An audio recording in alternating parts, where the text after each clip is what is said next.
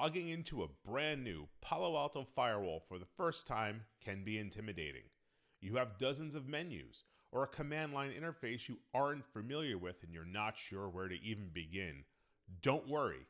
In this video, we're cutting through all the noise and focusing on the absolute basic configuration you need to get your Palo Alto Firewall online and ready to pass traffic, step by step.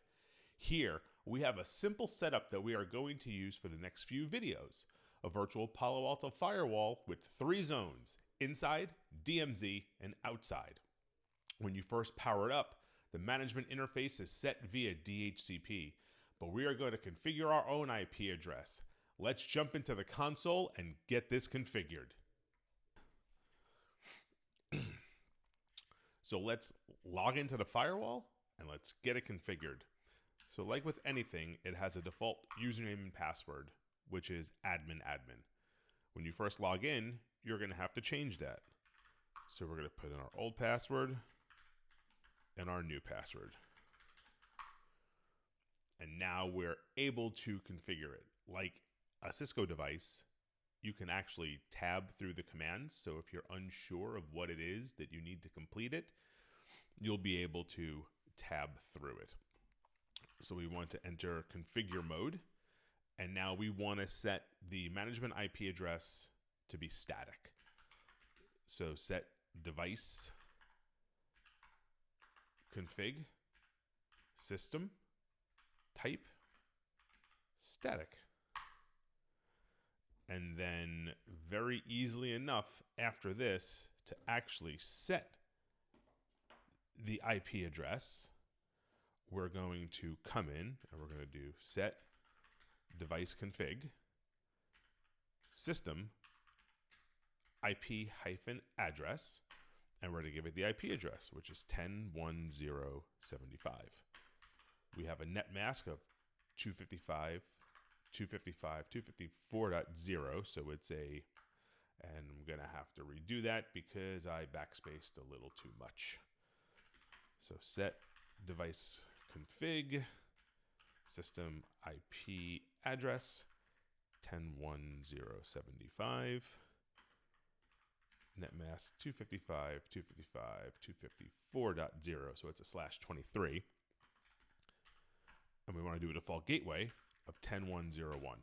Now, after default gateway, we can give it a couple of DNS IP addresses, but we're not. We're going to stop here. So we're going to hit enter. It's going to do what it does. And with Palo, in order to save the configuration, you have to commit it. So we're going to commit this change. We're going to let this do what it does, and we'll be right back on the other end of this. All right, so that's successfully committed. Now let's try to get to the web UI. So we're going to open a new tab, and we're going to try to go to that web address. We're going to get a certificate warning. Let me zoom in a little bit. 200 should be good. We're going to proceed to the website, which isn't recommended, and we're going to log in with our password and our super secret password of password. I did say the password needed to be complex, so there's some numbers and some symbols and some @ signs and all that other cool stuff in there. Once the web UI loads, what we're going to do is we're going to configure our interfaces and set up our zones in the same like the same go ahead, and we're going to allow the hosts that sit off those interfaces to be able to ping their gateways just so we can make sure everything is okay. But be careful. Doing this in production may not be what you want. Because we're in a lab, we can do crazy, wacky things like this. So there's going to be a lot of repetition in how we do this. So let's start with the outside interface. So to get to that, network, interfaces, Ethernet, and we are going to be configuring Ethernet 1.1. So it's an interface type of layer 3. There's no NetFlow profile. The virtual router we want to set it to as the default because we're not going to have any VRFs on this guy. We want to configure a new security zone, and what we're going to do is we're just going to call this zone outside. Keep it really simple so we know what's going on. Under IPv4, we're going to give it a static IP address. And that IP address is going to be 1244.50.1/29. I'm going to click OK. And we're going to move on to our inside interface, which is going to be very similarly configured to the outside, just with a couple of changes here and there. So again, Ethernet 1.2, interface type is layer 3. Virtual router is default. Security zone is going to be inside. And we're not configuring any other pieces inside here. We're going to go to IPv4, and we're going to add an address of 10.0.0.1/24. All right. And the final interface we're going to configure is the DMZ. So under Ethernet 1.3, again, layer 3, no NetFlow profile, default virtual router, security zone, new zone, DMZ. Under IPv4, we're going to give it an address of 172.16.0.1/25. We're going to click OK. Now here you might think we're done, but what we're actually going to configure now is that the zone management interface, so we can ping from our workstations. So we're going to go under interface management. We're going to add a new one. We're going to call this ping only. And we're only going to allow ping. Then we're going to jump back up to interfaces.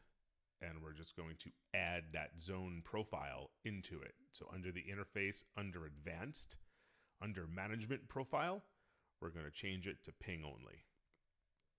And we're going to do that for the inside and the DMZ also. And as you can see, as I was clicking through it, there's also a spot in there where you can create it manually on the fly here. All right, everything is configured. The only thing that's left to do is to commit these changes. So in the upper right-hand corner, you're going to see a commit button. We're going to click that. We're going to say, all right, we want to push some policy and objects and some device and network settings. But before we do that, there's one other thing I want to configure. Under device, under setup, under general settings. Once this loads, we're going to put in the host name and the domain for it. So this host name is going to be Firewall 01, and the domain is going to be Lossman.family. No login banner. I'm in the East Coast, so I'm going to change this to US Eastern. Date and time setup is fine. We're going to click OK. And now we're going to commit the change. We're going to commit this, and I will see you on the other side of this so we can test connectivity to our firewall. All right, so everything is configured, but I noticed I fat-fingered the IP address for the DMZ interface. So rather than scrub a video, redo it all, and be like, oh, the magic of editing, we're good, I'm going to go back in here. I'm going to fix this real quick. We're going to recommit this, so it should be 172.16.1.1/25. We're going to recommit this, and I'll be right back on the other end of this. All right, and we're back. Problem fixed. So now let's take this to our topology, and let's start testing to make sure that we actually do have connectivity. And I don't know why this says 1. That should be 0. Make it all good. All right, so all the hosts are already configured, so we're not going to go through and configure IP addressing here. So he's 10.0.0.100, and if we ping 10.0.0.1, we should get a response back. So host inside can ping his default gateway, can host DMZ ping his default gateway. So we're going to ping 172.16.1.1. He can ping his default gateway fine. And that should have been a 1. And then we're going to go to host outside. And we're going to do the same thing. We're going to ping his interface. So ping 12.44.51. I'm a big proponent of testing everything to make sure that we're good. All right, so ping is good. Everything can access everything else. And it looks like we're good to go. And just like that, your Palo Alto Firewall has its basic configuration and it's ready for the next step. In the next video, we're going to let our hosts talk to each other. But to do this, we need to configure a security policy. If this guide saved you some time, do me a huge favor and hit the like button. It really helps the channel. Make sure you're subscribed to be the first to know when a new video drops. Thanks for watching, and I'll see you on the next one.